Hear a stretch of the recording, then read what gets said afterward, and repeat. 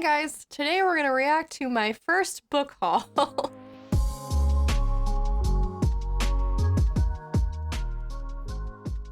I have a feeling this is gonna be cringy because this was like in my first few videos and I was so nervous and it was only 8 minutes long, so apparently I become a lot more long-winded.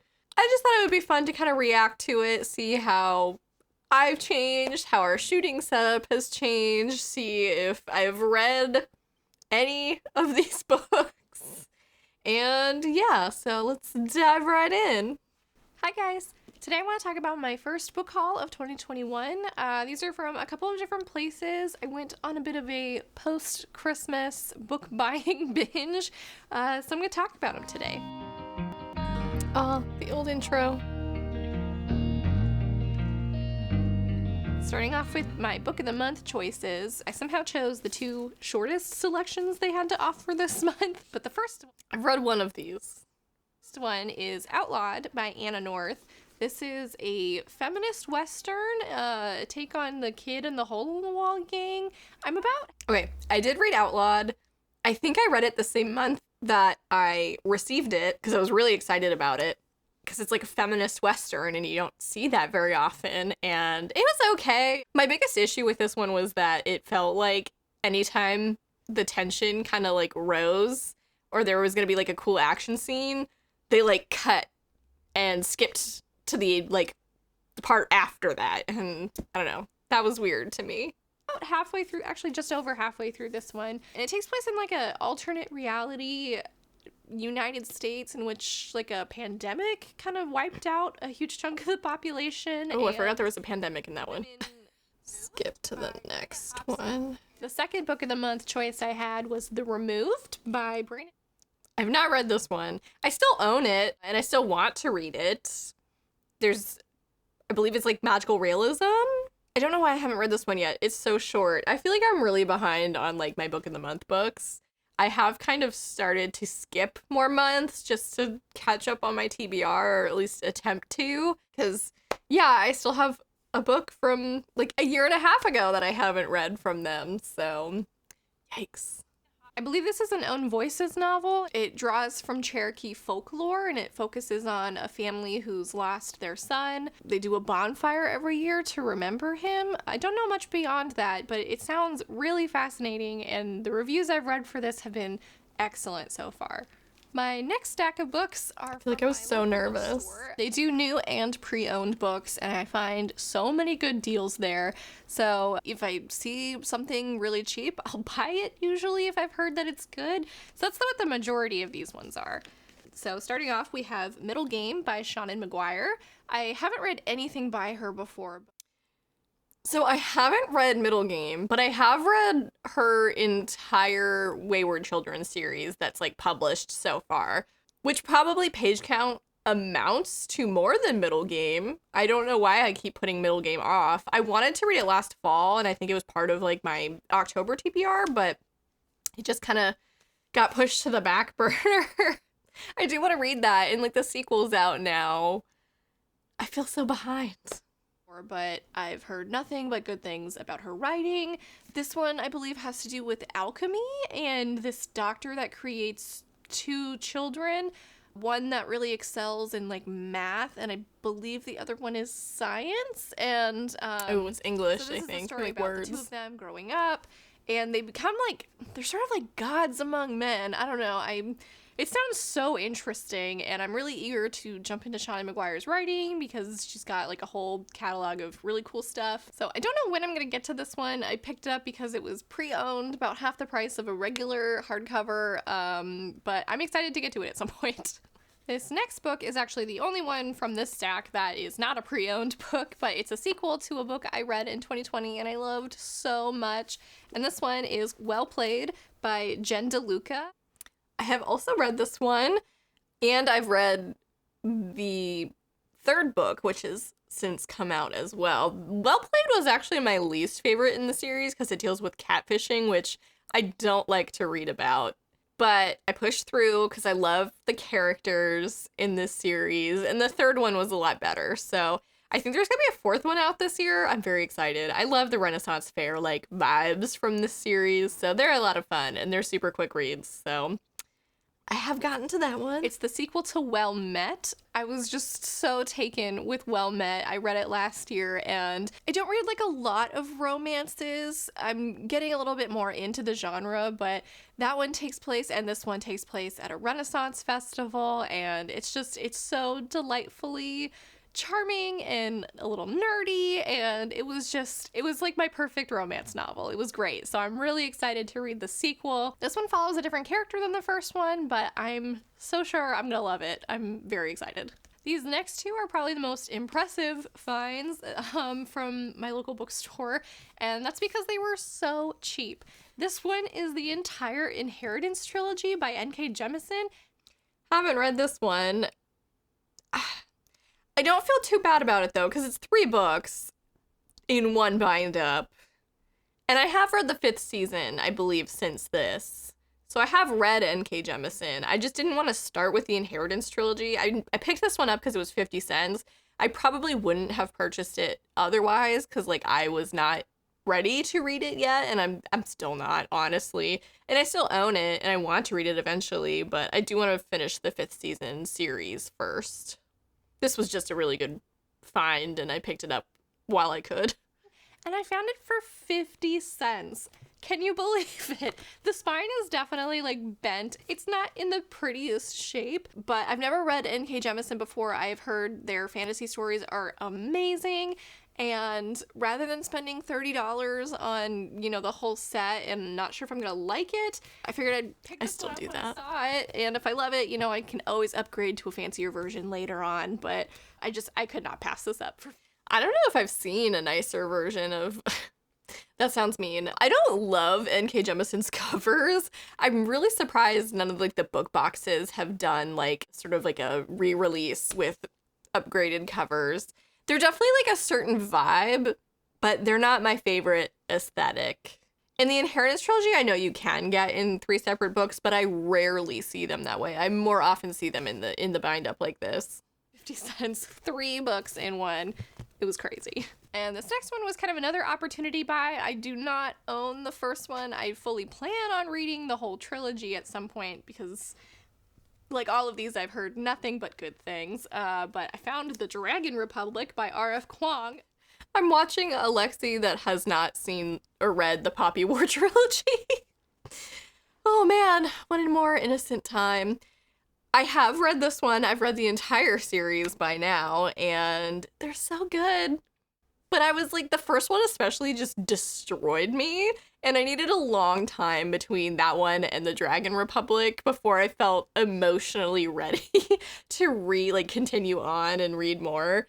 But it was excellent. It's not for the faint of heart. It destroyed me. Oh man, I don't usually purchase the second book in a series before I even own the first, much less have read it, but again, this was an opportunity buy, 50 cents. My local bookstore is really good with their 50-cent deals, so I tend to snap those up when I can, even if I'm not, like, in the mental space or ready to read them yet.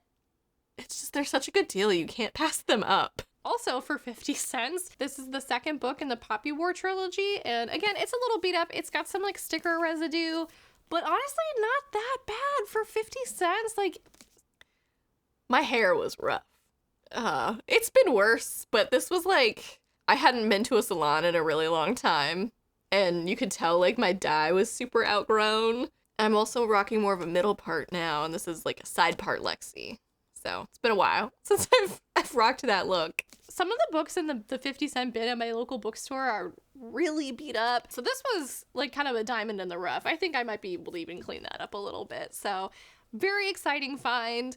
Was hoping they'd have the first one also for 50 cents, but I'm totally fine buying that one full price. Fun fact, I actually bought the first one full price twice, which kind of offsets how good of a deal the second one was, but I ordered it from Amazon because my bookstore didn't have it.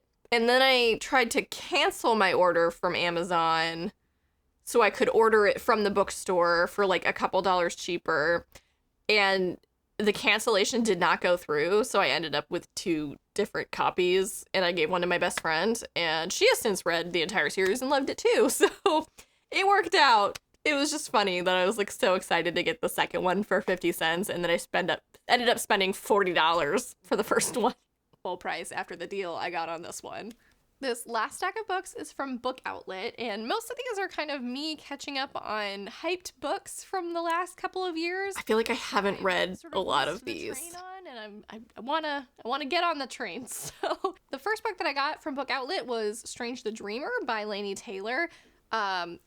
This one intimidates me, and actually this version I have since unhauled and given to my friend because I found the hardcovers, which I don't love the artwork on the hardcovers as much, but I prefer hardcovers as a book format. And I found those used for like $7 each, so I ended up giving my paperback copies to my friend. And then I still haven't read them yet. I still haven't read.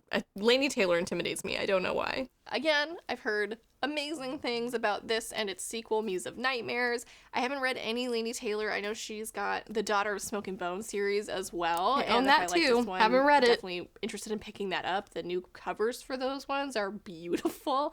I've had to stop myself from buying those just because of the beautiful covers several times. But I've heard this one's really beautiful writing, and the story is really enchanting. I couldn't pass it up. It was a good deal, so very excited.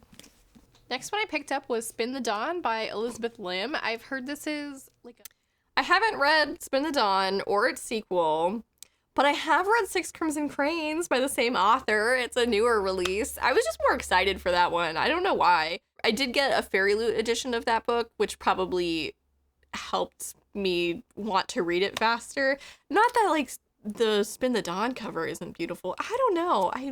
I still plan on reading this. I still own it, and I wouldn't say recently purchased the second one, but I purchased the second one this year with the intention of reading it. So I should probably get to that at some point. A mix between Project Runway and Mulan. So I'm intrigued. I've heard a lot of people talking about this as well, and came out within the last year or two. I know it's got a sequel out as well. The art is beautiful. So I could not resist buying it. I also grabbed Wicked Fox by Kat Cho. I know it has something to do with another duology that I have not read yet.